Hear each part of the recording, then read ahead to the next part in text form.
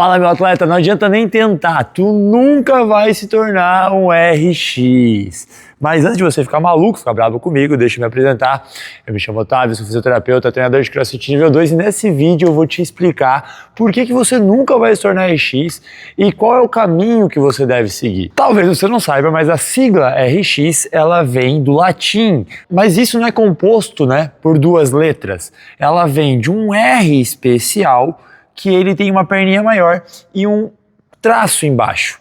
E essa sigla RX, ou esse R, ele tem um significado de como prescrito. Se você fosse nos anos 1800, você fosse a um médico, porque você está com tosse. Um médico te entregaria um papel, esse papel que você entregaria para o farmacêutico. Nesse papel estaria escrito dessa maneira: RX e vinagre, açúcar e sal. Seriam os ingredientes que ele passou para o farmacêutico, dizendo que ele tinha que botar 30 ml, 5 gramas e 2 gramas de sal. E aí o farmacêutico entenderia que essa sigla, tudo que vem abaixo dela, deveria ser manipulado e montado e juntado e misturado para que fosse feito o medicamento e então o farmacêutico me entregaria o medicamento. Então a sigla RX, ela é como prescrito, ou seja, como aquele medicamento deve ser tomado. O mesmo se refere. Então quando a gente fala RX, esse adjetivo ele se refere ao treino. O treino é RX. Você não tem como ser um atleta RX porque esse adjetivo de RX ele se refere ao treino e não à pessoa.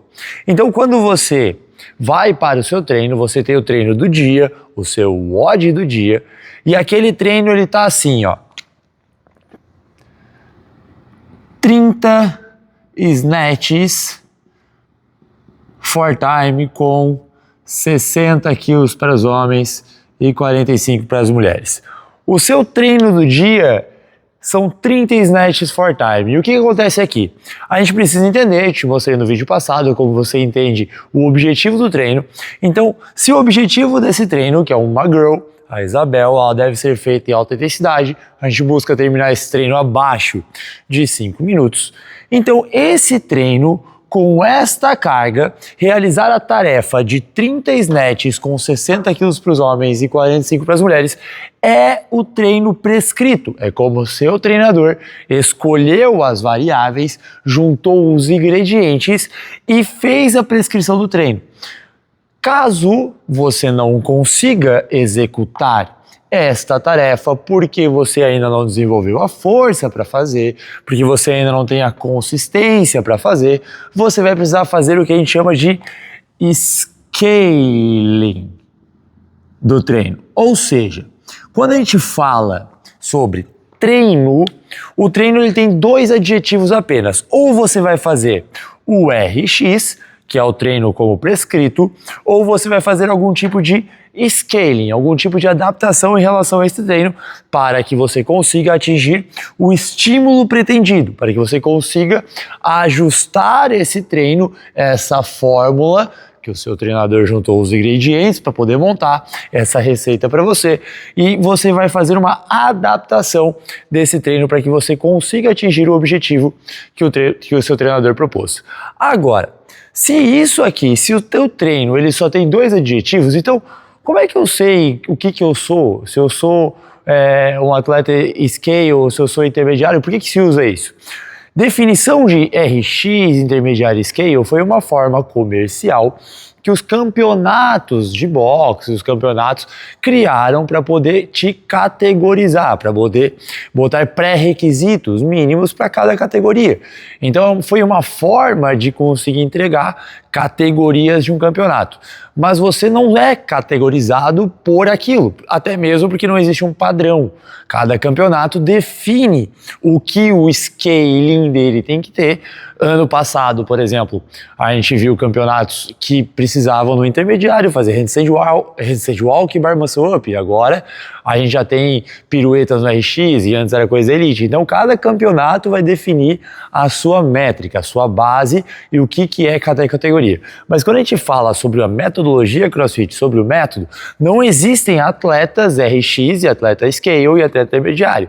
Até mesmo porque esses termos RX e Scale, eles estão literalmente ligados ao treino. Então, pela CrossFit, você pode ser definido em 3 formas de atleta. Seriam esses: os atletas iniciantes, que são os atletas que estão no começo da sua jornada, os atletas intermediários, que são atletas que já têm algum nível de bagagem, e os atletas avançados, que são atletas já com um pouco mais de experiência. E o que define cada nível de atleta? Como é que você se define em cada nível de atleta? Isso vai depender de um conceito muito simples que se chama mecânica, consistência e intensidade. Um atleta iniciante é um atleta que ele ainda não tem domínio dos movimentos básicos.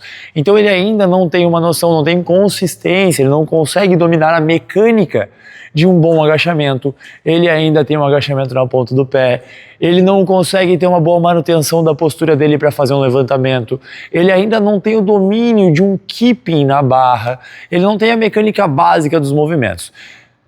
Então esse é um atleta iniciante. O atleta intermediário, ele já é um atleta que tem o domínio dessas mecânicas básicas, ele já consegue desenvolver alguns movimentos, ele já consegue fazer um bom agachamento, ele já consegue ter um bom deadlift, um controle melhor do corpo dele, ele já consegue fazer alguns treinos, inclusive como prescrito, ou seja, ele consegue até fazer alguns treinos do RX, mas ainda ele necessita de algumas adaptações. O iniciante já não, o iniciante ele acaba adaptando ainda todos os treinos, todos os movimentos, ele exige algum nível de adaptação, seja de carga, de ângulo ou de velocidade. Já o atleta avançado não, o atleta avançado ele já domina todos os movimentos, então ele já tem dentro do seu leque de movimento todas as habilidades necessárias para conseguir evoluir. E aqui o desafio do atleta avançado é conseguir levantar mais peso e conseguir se mover mais rápido, enquanto atletas intermediários e iniciantes, eles estão se desenvolvendo dentro dessa estrutura. E essa estrutura, ela se mantém por toda a sua jornada, então você não tem um fim desse movimento, porque a hora que você consegue alcançar e desbloquear todos os movimentos, então que você chega no que seria um nível avançado, você já tem todas as valências bem desenvolvidas, você já consegue fazer, por exemplo, ring muscle ups, você já consegue fazer snatches e 100, agora o novo desafio é conseguir fazer esses mesmos movimentos, só que agora com mais velocidade e com mais intensidade. Então, agora você já sabe, não existem atletas RX e não existem atletas Scales, até porque, como você viu, isso se define para o treino. Dentro de um box, você tem atletas iniciantes, que são atletas que estão dominando o básico, você tem atletas intermediários, que são atletas que já estão conseguindo ter uma mecânica mais eficiente, e você tem atletas avançados. E fica aqui o meu recado, assim como em todas as artes marciais, atletas avançados têm um nível de responsabilidade muito grande. É ele que vai receber o atleta iniciante, é ele que vai orientar, ele tem um peso a mais dentro de modalidades como judô, jiu-jitsu, faixa preta, dentro dessas modalidades, ele tem uma responsabilidade muito grande em ensinar as categorias inferiores e não ser uma estrela como se aquilo ali fosse o auge, porque senão todo mundo quer simplesmente chegar aqui, só que o problema é quando a gente pensa que chegar aqui ao final, a gente não tem mais tesão de treinar, porque acaba. E quando a jornada acaba, a gente se frustra e acha que chegou o fim e a gente não consegue mais desenvolver.